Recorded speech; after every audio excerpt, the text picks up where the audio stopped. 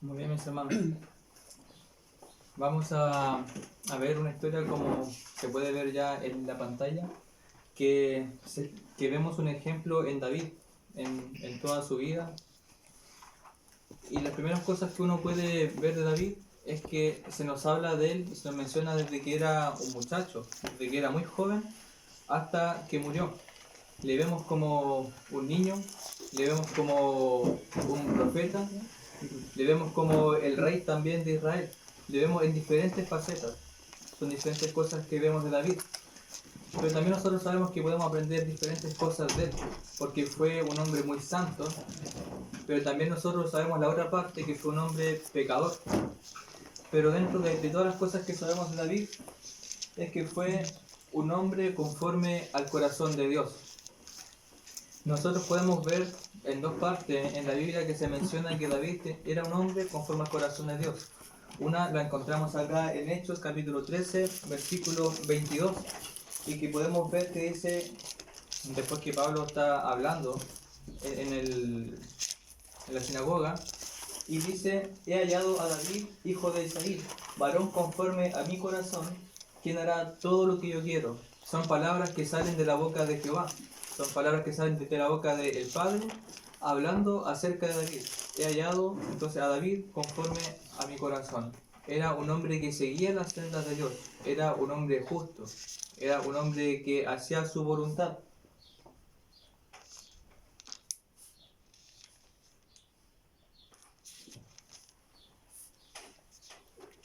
Una de las primeras cosas que podemos ver en David es que con respecto a lo que son las historias de la Biblia, fue una de las personas más santas que uno puede ver.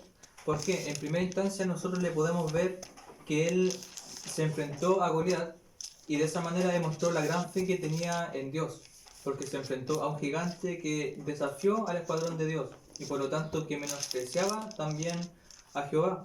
Entonces él, a pesar que era un joven que no era de guerra, estuvo dispuesto a enfrentarse a este gigante. ¿Por qué? Porque él ponía su confianza en Dios. Otras cosas que podemos ver también en David es que logró muchas conquistas grandes que para el pueblo eran impensadas. Ellos al principio eran un pueblo muy reducido, era impensado que pudieran llegar a conquistar una gran tierra, a enfrentarse a grandes ejércitos de hombres experimentados. Y David logró también hacer aquellas hazañas, conquistar tierra, poner también todo este reinado en orden. Otra de las cosas que hizo fue que trajo el arca del pacto a Jerusalén, ¿cierto? Que no se podía tocar porque traía ciertas muertes a algunas personas, le costaban los brazos a otros, la cabeza, porque el arca del pacto representaba entonces la presencia de Dios, y David pudo traer esta arca a Jerusalén de vuelta. Estableció Jerusalén como la casa del gran rey. Y finalmente él también quería construir un templo para Dios, pero no se le permitió porque sus manos habían derramado mucha sangre. Entonces él ayudó para que se formara todo el templo, a recolectar los materiales, a hacer el diseño, todo para que después su hijo Salomón continuara con este plan. Él era un hombre compasivo, era un hombre que mostraba misericordia, aun cuando la gente le hacía daño, aun cuando tenía muchos enemigos, era alguien que mostraba siempre misericordia.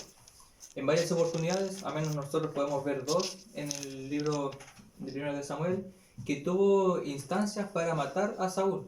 Y recordemos que Saúl quería matar a David. Y en varias ocasiones David tuvo la ocasión de vengarse, ¿cierto? O de matar a Saúl, pero él decía: ¿cómo yo voy a matar al ungido de Dios, al escogido de Dios? Él no podría hacerlo. Entonces, él lo que hacía, por ejemplo, rasgaba su manto para que se diera cuenta de que tenía el poder para poder hacerle daño, pero que aún así le perdonó su vida. Entonces, era un hombre compasivo, era un hombre que mostraba misericordia. Y después, años más tarde, que fue un sermón que hizo nuestro hermano Esteban, que David recogió en cierta manera a un nieto de Saúl, ¿cierto? A Mefiboset.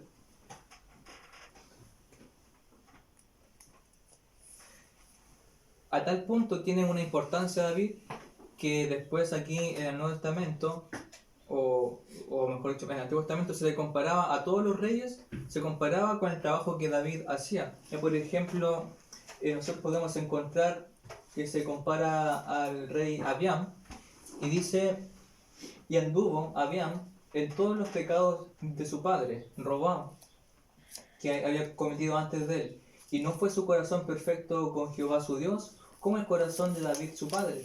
Mas por amor a David, Jehová su Dios le dio lámpara en Jerusalén, levantando a su hijo después de él y sosteniendo a Jerusalén, por cuanto David había hecho lo recto ante los ojos de Jehová, y de ninguna cosa que demandase se había apartado en todos los días de su vida, salvo en lo tocante a Urías Eteo. Entonces acá, si nos damos cuenta, se comparan a reyes, y también hay otros pasajes que nos hablan de cómo se comparan a reyes. Por ejemplo, se compara también a Josías, que él buscó también los caminos de su padre David en cuanto a agradar a Dios. Entonces se comparaba a los reyes, y 500 años incluso más adelante se seguía comparando al trabajo que hacían los reyes con lo que David hacía, porque había dejado la vara muy alta. Además, David es nombrado con gran importancia en el Nuevo Testamento. En primera instancia, cuando nosotros empezamos y abrimos el Nuevo Testamento, podemos encontrar en Mateo capítulo 1, versículo 1, que las primeras palabras ya se mencionan a David, libro de la genealogía de Jesucristo, hijo de David. Ya se le considera a Jesús, al Rey, al Mesías, como el hijo de David. Jesús es llamado hijo de David también en Mateo 9:27.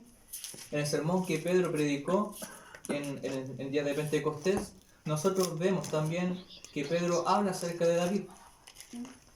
Entonces, parte de lo que es la predicación del Evangelio tiene que también ir nombrado David, porque tiene una significancia muy importante en todo el plan de Dios. Jesús es la simiente de David, es la raíz y el linaje de David, y posee la llave de David. Entonces, si nos damos cuenta, David realmente marcó un hito importante en la historia de la humanidad, al menos relacionada con la relación con Dios.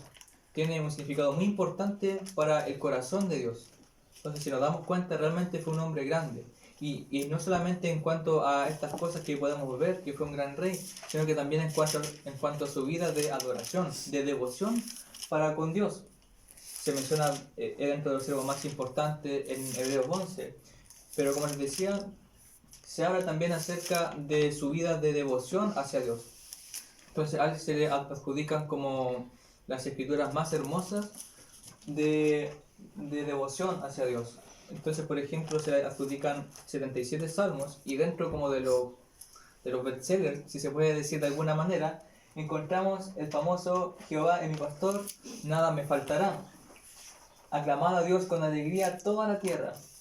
Oh Jehová, Señor nuestro, cuán glorioso es tu nombre en toda la tierra. Mi alma tiene sed de Dios, del Dios vivo. Todo lo que respira, alabe a Jah. Todo lo que respira, alabe a Jehová. Son salmos muy conocidos, son salmos con mucho contenido de adoración y de amor por Dios. En todos estos salmos que uno puede ver, o en todo el libro de salmos que son de David, uno ve una actitud de amor hacia Dios, una devoción hacia Él, que él decía, me muero si no te alabo. Era una cosa que estaba dentro de David, que no podía vivir sin alabar a Dios. Entonces fue una de las personas más santas y grandes en la Biblia. Pero también nosotros podemos ver la otra parte. David fue uno de los más grandes pecadores. Sin duda que una de las historias que han quedado más patentes y grabadas en la mente de las personas que estudian la Biblia, o del pecado más grande, podríamos hablar quizás del pecado de Adán y Eva, pero también cae en la memoria lo que David hizo con Betsabé. Si nosotros nos ponemos a ver más en detalle todo lo que pasó en 2 de Samuel 11, uno puede ver cómo ocurre esta secuencia, cómo David comienza a destruir su propia vida, a ahogarse en su pecado. Si nosotros vamos a 2 de Samuel capítulo 11, dice en el versículo 1, aconteció al año siguiente, en el tiempo que salen los reyes a la guerra, que David envió a Joab, y con él a sus siervos y a todo Israel, y destruyeron a los amonitas, y sitiaron a Rabá, pero David se quedó en Jerusalén. Y sucedió un día, al caer la tarde, que se levantó David de su lecho, y se paseaba sobre el terrado de la casa real. y vio desde el terrado a una mujer que se estaba bañando, la cual era muy hermosa. Envió David a preguntar por aquella mujer, y le dijeron: aquella es Betsabé, hija de Eliam, mujer de Urías Eteo. Entonces David se interesa aquí por Betsabé. La ve, es cierto, que está bañando, y dice la Biblia que era una mujer muy hermosa. Entonces David la miró, y en ese momento comenzó ya en su mente a quizás a maquinar cosas, a pensar, no sé, seguramente la codició, y él dijo: esa mujer me agrada. Entonces le preguntó a su gente para que consultaran y vieran más información acerca de ella. Y dijeron: ya, es una mujer realmente hermosa, pero es la mujer de Urías. Pero él simplemente se quedó con que está sola, ¿cierto? Urías está en la guerra, está lejos, es tarde, podría ser una noche romántica, nadie va a saber, así que la mandó a llamar. Entonces en el versículo 4 nosotros podemos encontrar que dice: y envió David mensajeros y la tomó y vino a él y él durmió con ella. Luego ella se purificó de su inmundicia y se volvió a su casa. Entonces David se acostó con esta mujer, la vio, y a pesar que sabía que era mujer de otra persona, ¿cierto?, de un hombre que estaba en la guerra, él finalmente tomó esa mala decisión y durmió con ella de todas maneras. Versículo 5 encontramos que empiezan los problemas. Y concibió la mujer y envió a hacerlo saber a David diciendo: estoy encinta. David seguramente esa noche pensó y dijo: ¿por qué hice esto? No debí haberlo hecho, pero tendré más cuidado para la próxima y no lo voy a hacer. Pero el día siguiente le dicen, o a los días después le dice: estoy embarazada. Y ahí en ese momento a David se le empieza a caer la cara, se le empieza a caer el mundo, porque había cometido un pecado, ¿cierto? Había cometido un adulterio. Un hombre que estaba luchando por él, estaba luchando por toda su patria, finalmente él le hizo un mal. Entonces empezó acá a maquinar ya cómo podía salir de esta situación. Era complicada. Empezó a pensar: ¿cómo puedo tapar este error? ¿Cómo puedo tapar este pecado? Porque está encinta. Entonces David pensó inmediatamente en que el bebé se haga pasar como si fuera de Urías, y mandó a llamar a Urías de la guerra y conversó con él. Intentó de convencerlo que vaya a su casa, ¿cierto? Que se lave los pies, que se relaje y vaya y duerma con su mujer. Como que tiene merecido un descanso de tanto luchar. Entonces, si dormía con su mujer, iba a pasar como que el bebé era de Urías. Pero como era un hombre tan fiel, tan devoto, él no concebía la idea de que él estuviese con su mujer tranquilo y disfrutando, mientras el ejército estaba peleando, mientras sus compañeros estaban luchando contra los enemigos. Entonces él no concebía esa idea. Además estaba el Arca del Pacto, estaba en las guerras como que se consagraban los hombres. Entonces no estaban con sus mujeres porque se dedicaban solamente a eso. Era un tema también como de purificación, de espiritualidad. Entonces él no concebía esa idea, y por eso él no lo hizo. Y se puso a dormir ahí a la puerta del palacio de David. Entonces, después David supo de esto, que no fue con su mujer, y lo invitó otra vez, intentó de emborracharlo, y lo emborrachó. Entonces, para que de esa manera él se fuera solito a su casa y estuviera con su mujer, y no se acordara de nada. Sin embargo, se quedó ahí otra vez Urías, y no fue con su mujer. Entonces era un hombre fiel, era un hombre devoto. Entonces David dijo: bueno, ¿cómo lo voy a hacer aquí? Y en el versículo 15 encontramos cómo David maquinó, porque dijo: bueno, si no resulta mi plan, Urías va a tener que morir. Y escribió en la carta, o el versículo 14 a lo mejor: venida la mañana, escribió David a Joab una carta, la cual envió por mano de Urías. O sea, escribió una carta a David, y al propio Urías hizo que le entregara esta carta a Joab. Y escribió en la carta diciendo: poned a Urías al frente, en lo más recio de la batalla, y retiraos de él, para que sea herido y muera. Así fue que cuando Joab sitió la ciudad, puso a Urías en el lugar donde sabía que estaban los hombres más valientes. Y saliendo luego los de la ciudad, pelearon contra Joab, y cayeron algunos del ejército de los siervos de David, y murió también Urías Eteo. Entonces acá vemos cómo David cae tan bajo y seguramente Urías entrega esta carta a Joab. Joab la lee y dice, ¿cómo David hace este tipo de planta en macabro? Pero claro, era el rey, así que lo hizo de todas maneras. Y vemos finalmente entonces que muere Urías. Versículo 22. Fue el mensajero y llegando contó a David todo aquello a que Jehová le había enviado. Y dijo el mensajero a David, prevalecieron contra nosotros los hombres que salieron contra nosotros al campo. Bien que nosotros les hicimos retroceder hasta la entrada de la puerta, pero los flecheros tiraron contra tus siervos desde el muro, y murieron algunos de los siervos del rey, y murió también tu siervo Urías Eteo. Y David dijo al mensajero, así dirás a Joab, no tengas pesar de esto, porque la espada consume, ora a uno, ora a otro. Refuerza tu ataque contra la ciudad hasta que la rindas, y tú aliéntate. Oyendo la mujer de Urías que su marido Urías era muerto, hizo duelo por su marido, y pasado el luto envió David y la trajo a su casa, y fue ella su mujer, y le dio a luz un hijo. Mas esto que David había hecho fue desagradable ante los ojos de Jehová. David era un hombre conforme al corazón de Jehová, pero acá vemos que ahora se ve otra cara de la moneda, otra faceta de David, que fue su pecado, que en primer lugar estuvo con Betsabé, luego intentó ocultar su pecado, trayendo a Urías, haciéndole pasar a su hijo.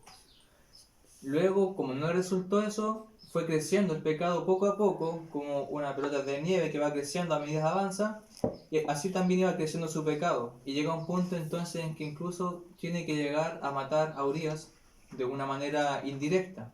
Entonces eso fue totalmente desagradable ante los ojos de Jehová. Y lo que sucede después es que David es reprendido por Natán.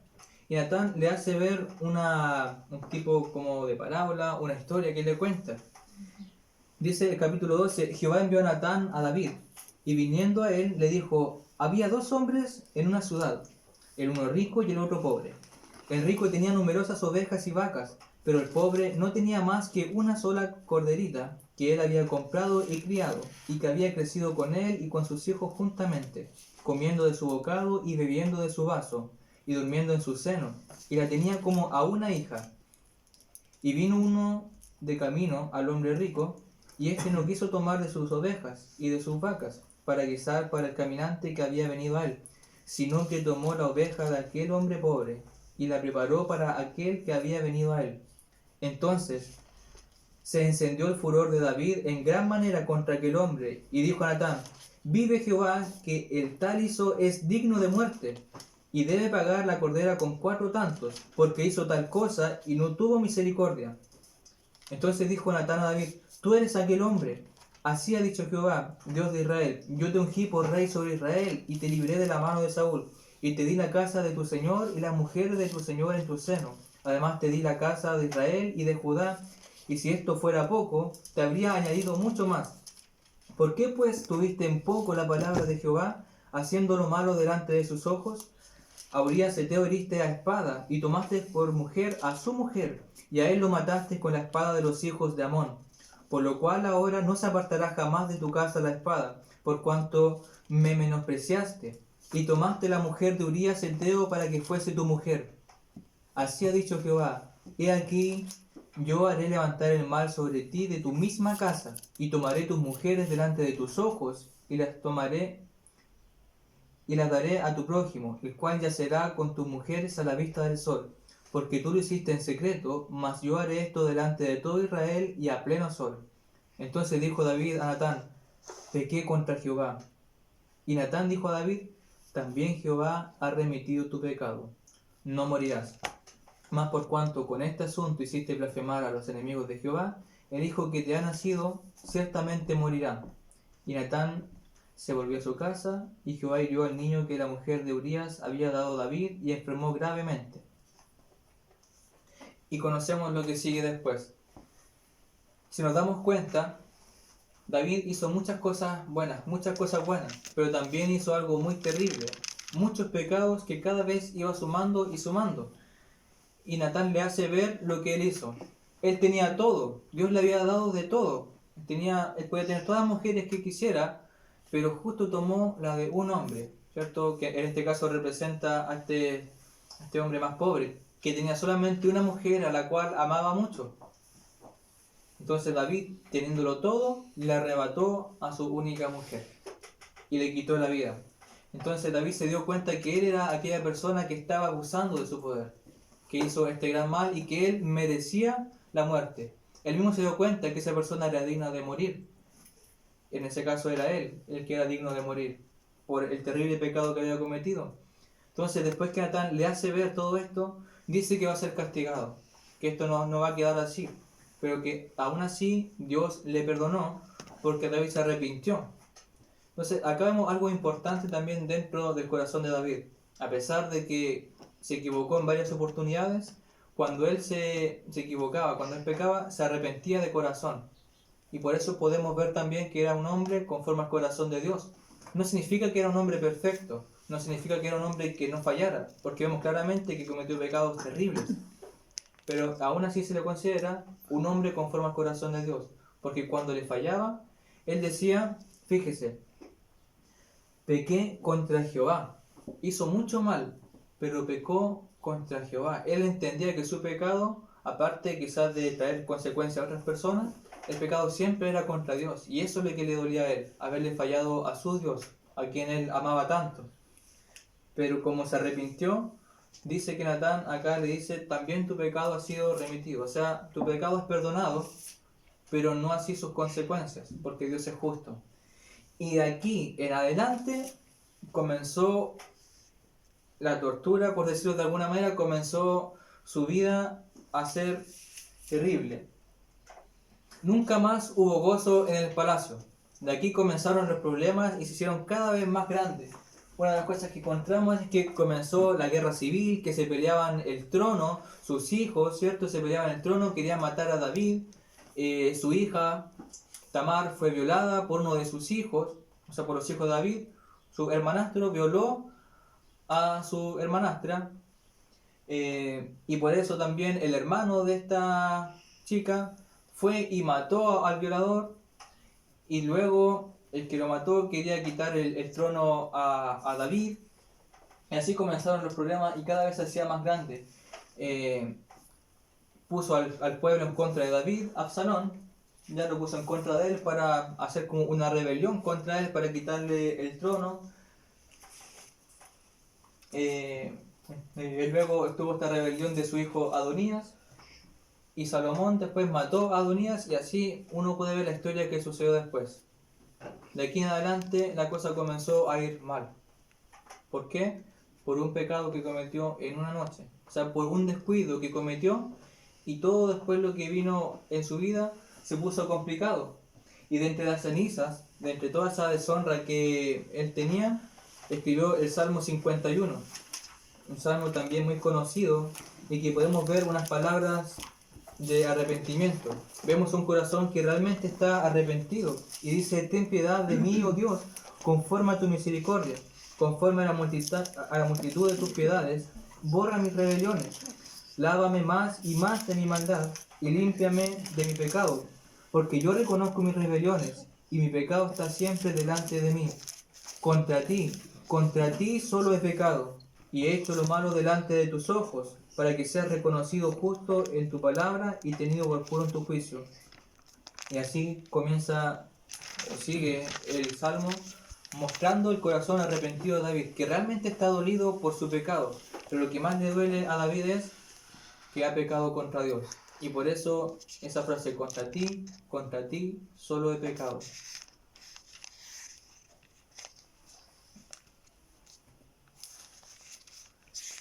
Dos grandes lecciones que podemos sacar de aquí, hermanos, ya para finalizar con todo esto. Dos grandes lecciones que podemos ver en David. Un gran hombre de Dios, pero también un gran pecador. La primera, los mejores santos se podrían convertir en los peores pecadores. Eso es lo primero que nosotros podemos ver con respecto a esta historia de David. En una sola noche se hundió en total perdición. Y por eso es que debemos atender a este consejo que Pablo da a los corintios. Así que el que piense estar firme, mire que no caiga. Todos nosotros podemos caer, sin darnos cuenta podríamos caer en el error, podríamos caer quizás en algún pecado, aunque uno diga, no, a mí no me va a pasar, no, yo estoy firme, yo soy una persona que no cede, tengo mis convicciones claras, estoy siempre yendo o asistiendo a la iglesia, me reúno con mis hermanos, hago ciertos trabajos también en la iglesia, entonces a mí estas cosas no me van a pasar, así que ni me preocupo de esto, soy una persona firme en mis convicciones. Pero incluso hasta la persona más firme, hasta la persona más santa, puede llegar a caer. Por eso es necesario que nosotros estemos atentos, velando, que no sea que vayamos a deslizarnos, como podemos ver también en Hebreos. Jesús también le dijo a sus apóstoles que estén velando, que estén orando, porque pueden caer en la tentación. A la verdad, el espíritu está dispuesto, pero la carne es débil. Uno quizás puede tener esta intención de serle fiel a Dios, de glorificarle con su vida, de honrarle y no caer en pecado. Pero dice Jesús, sigan orando y velando, porque sí, es bueno, está ese deseo en nosotros de no querer fallar a Dios, pero la carne es débil y puede ser que se dé la oportunidad y todas las condiciones perfectas y uno va a ceder, que fue lo que le pasó a David. Vio a esta mujer, ¿cierto?, que se estaba bañando, vio que estaba oscuro, vio que su esposo no estaba, y ahí se originó la situación y cayó en el pecado.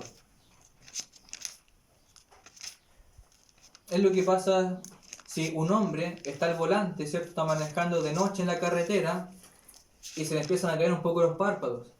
Y trata de abrirlos, se pone quizás unos fósforos en los ojos, pero después empiezan a pesar tanto los ojos que los cierra 2 segundos y puede terminar en un trágico accidente. Lo mismo sucede en la vida del cristiano. Uno está caminando, ¿cierto? Va en este camino, pero se descuida quizás unos segundos, se descuida un momento y puede estropear su vida, puede caer en pecados. Por eso es importante que estemos atentos, porque hasta el mejor de los santos puede llegar a ser uno de los más grandes pecadores. El caso de David sirve para que nosotros nos humillemos, para que estemos buscando siempre a Dios, para que sintamos una dependencia de Él, que por nosotros mismos no podemos llevar una vida piadosa, que necesitamos de Él. Es para quitarnos todo tipo de jactancia, todo tipo de arrogancia de nosotros, y que estemos pendientes de estar orando, velando sin cesar, porque está Satanás todo el tiempo tratando de hacernos caer y sacar a lo peor de nosotros. Y la segunda lección que podemos sacar es todo lo contrario. El peor de los pecadores podría convertirse en el mejor o uno de los mejores de los santos. ¿En qué sentido? En que si yo quizás fui muy malo, si yo quizás cometí un error muy grande, un pecado terrible, aún así tengo la oportunidad, Dios me da la oportunidad de enmendar eso y ser ahora un buen hombre de Dios, o una buena mujer de Dios. Alguien que ahora quiere enmendar la situación, que ya no quiere hacer más ese daño, y ahora quiere mostrarle a Dios que puede hacer un cambio, que realmente está arrepentido y quiere hacer algo mejor. Entonces eso a nosotros también nos da una esperanza de uno examinarse y decir, quizás hasta la fecha o hasta el día de hoy he cometido muchas equivocaciones, he hecho muchas cosas malas, no he llevado mi vida en santidad como Dios nos demanda. Quizás necesito ser más fiel, más aplicado, más trabajador.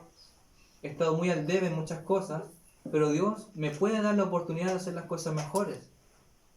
O tenemos a personas que están interesadas también en escuchar el Evangelio, en obedecer a Dios, y tienen también quizás ciertos impedimentos que dicen, es que yo no me siento como digno de poder ir a la iglesia, de poder adorar a Dios, porque realmente tengo muchas cosas malas, muchas cosas que cambiar.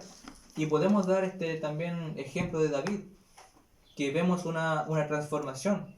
En un momento fue un hombre muy bueno, muy grande para Dios. En otro momento fue un gran pecador, que Dios le dice que no aprobaba para nada su actuar. Pero después vemos a un hombre arrepentido, y que hizo grandes salmos, grandes obras, y terminó su vida bien, con sus padres, ¿cierto? Una forma de decir que fue sepultado junto a sus padres. Entonces hay oportunidades para todos nosotros, aunque nos sintamos que no la podemos, aunque nos sintamos muy mal, muy malos, que no merecemos nada de Dios, que sí es cierto, sí hay oportunidad para todos nosotros de mejorar. Y sí podemos ser transformados, así como David, a la imagen de Cristo Jesús. Natán le aseguró a David de esta forma: también Jehová ha remitido tu pecado. Así como tú te has arrepentido, Jehová también puede perdonar. Y nosotros sabemos en el Nuevo Testamento que en 1 de Juan capítulo 1, ¿cierto? Versículo 8 al capítulo 2, versículo 1, cómo hay una oportunidad que tenemos si nos arrepentimos. Tenemos un abogado fiel que nos está defendiendo, que pelea nuestra causa ante Dios. Por un lado está Satanás diciendo: mira cómo se equivocó, mira cómo está haciendo lo malo, tú le perdonaste y sigue fallando. Y tenemos por otro lado a Jesús que dice: yo ya lo perdoné, está saldado y le estoy ayudando a mejorar. Y va a transformar nuestra vida, porque recordemos que somos transformados de gloria en gloria a la semejanza de Cristo Jesús, si dejamos que el Espíritu obre en nuestras vidas. David llegó a decir: mi pecado te declaré y no encubrí mi iniquidad. Dije: confesaré mis transgresiones a Jehová, y tú perdonaste la maldad de mi pecado. David finalmente también sintió el alivio de ser perdonado de sus pecados y pudo disfrutar de la salvación de Dios. Entonces, hermanos, mientras aún haya tiempo para hacer algo, aún haya tiempo para oír, haya tiempo para detenerse, para mirar, para escuchar y devolverse, hagámoslo. Dios nos está dando algo muy valioso que no podemos comprar ni con todo el dinero del mundo, que es el tiempo, la oportunidad que nos da de hacer las cosas mejor, la oportunidad de dejar lo malo, la oportunidad de comenzar a hacer lo bueno. Entonces, mientras aún haya tiempo de hacer algo, hagámoslo y no esperemos a mañana, porque puede ser demasiado tarde. Así que, hermanos, quiero que nos quedemos con esta idea, que sí podemos llegar a ser unas personas o siervos de Dios muy útiles, muy buenos en su ministerio, pero que aún así tenemos que estar pendientes de no deslizarnos, de no caer, de seguir firme, velando y en oración. Dios les bendiga y muchas gracias por la atención.